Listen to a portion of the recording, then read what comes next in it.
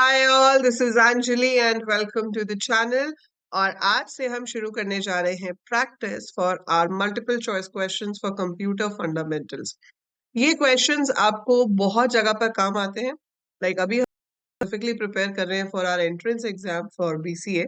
But आप इसको आगे जाकर कभी गवर्नमेंट जॉब के लिए आपको एग्जाम देना हो, या किसी भी कॉम्पिटिटिव एग्जाम में जहां पर कंप्यूटर्स इन्वॉल्व होता है, तो वहां पर आपसे ये सब क्वेश्चंस पूछे जा सकते हैं। So these are very important whenever we deal with some computer MCQs, right? So शुरू करते हैं आज के सेशन से। 15 क्वेश्चंस होंगे आपके हर सेशन में।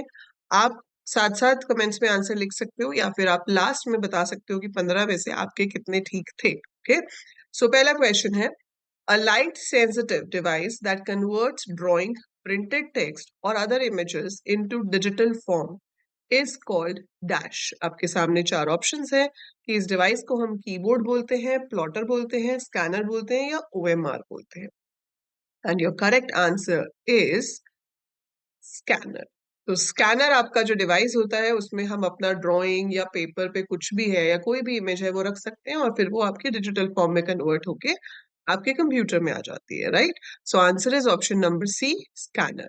Second question is, in how many generations a computer can be classified. मतलब जब हम हिस्ट्री ऑफ कंप्यूटर्स पढ़ते हैं तो कितनी जनरेशंस में हम कंप्यूटर्स को डिवाइड करते हैं। ऑप्शंस हैं 3, 4, 5 या 6। So answer is 5 generations.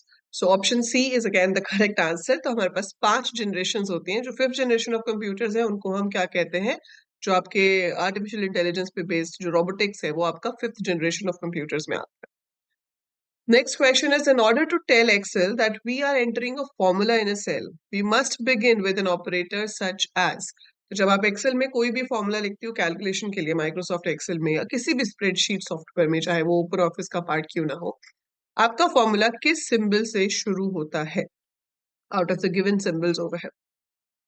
Answer is equal to sign. So option number D आपका सही आंसर है। जब भी हम फॉर्मूला लिखते हैं तो हम इक्वल टू से शुरू करते हैं, जैसे कि equal to A2 multiplied by B2, या equal to sum of something. So formula always starts with equal to sign.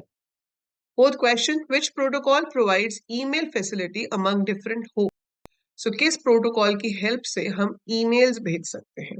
सो यहाँ पर आपके पास 4 प्रोटोकॉल्स के नाम दिए हुए हैं।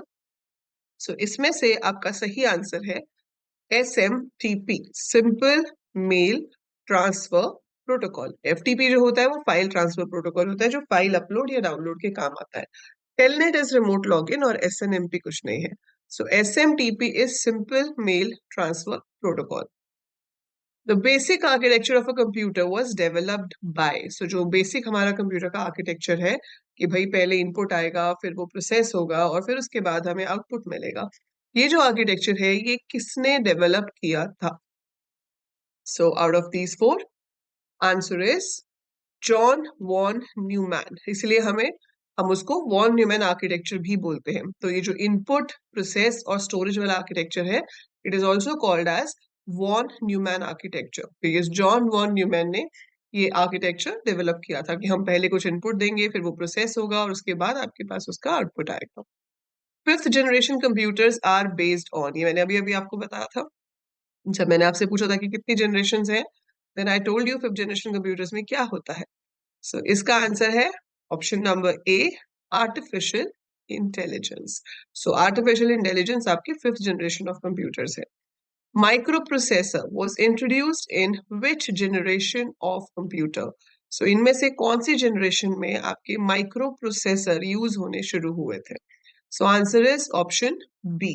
सो आपके पास जो सबसे पहली जनरेशन थी उसमें यूज होती थी वैक्यूम ट्यूब्स, फिर सेकेंड जनरेशन में आए ट्रांजिस्टर्स, थर्ड जनरेशन में आए सेमीकंडक्टर्स, एंड फोर्थ जनरेशन में आपके पास आए माइक्रो प्रोसेसर, और फिफ्थ आपकी आर्टिफिशियल इंटेलिजेंस है। Which of the following memory is non volatile. So non volatile का मतलब है कि उसमें पावर सप्लाई हो रही हो नहीं हो रही हो, उसका डेटा कभी भी इरेज नहीं होता, the data is permanent, it stays there. So इसमें से कौन सी मेमोरी है जो नॉन वॉलेटाइल है? देखो, हमें ये पता है कि जो रैम है वो वॉलेटाइल होती है, फिर चाहे वो अब एस रैम हो या डी रैम हो, रैम तो वॉलेटाइल ही रहेगी ना। तो आंसर क्या हो जाएगा? Wrong. Read only memory.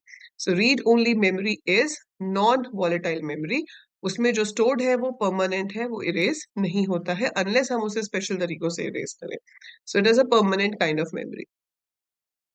Question number 9. Second generation computers are made of dash. I just told.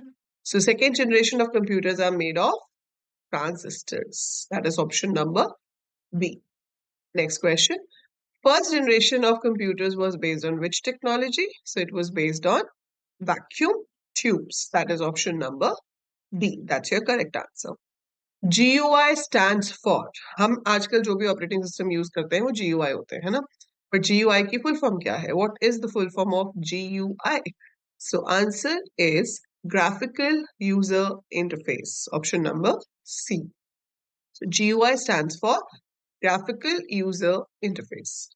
12th question. Time during which a job is processed by the computer is called dash.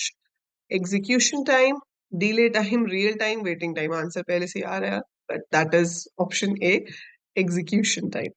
ठीक है? So execution time जो है, जब job execute हो रही है, जो उसको प्रोसेस करने में टाइम लग रहा है, उसको हम execution time कहते हैं. वेटिंग टाइम होता है जितना उसको प्रोसेसिंग क्यू में वेट करना पड़ता है अपनी टर्न आने के लिए. रियल टाइम होता है जो बिल्कुल टाइमिंग के स्पेसिफिक जॉब्स एग्जीक्यूट होती हैं, that's a different thing. And delay in execution को हम delay time. Okay, the memory sizes in mainframe computers and advanced technology microcomputers are expressed in.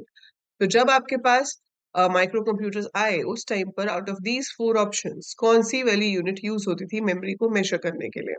So it was option number D, megabytes. ठीक है, तो bits तो आपकी 0 और 1 होगी, उसकी कलेक्शन को हम बाइट कहते हैं.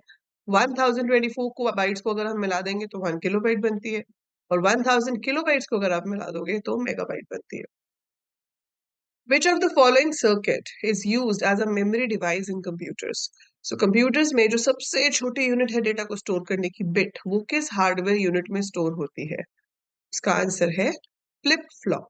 सो जिस जगह पर आपकी एक सिंगल बिट स्टोर होती है 0 या 1, उस चीज को हम फ्लिप फ्लॉप कहते हैं. So flip flop is the smallest hardware unit to store 1 bit of data. Any data or instruction entered into the memory of a computer is considered as dash. So data entered into the computer, जो enter हो रहा है वो क्या है? Input. So इसका सही answer है option number C, input. That is it. These are the 15 questions for today.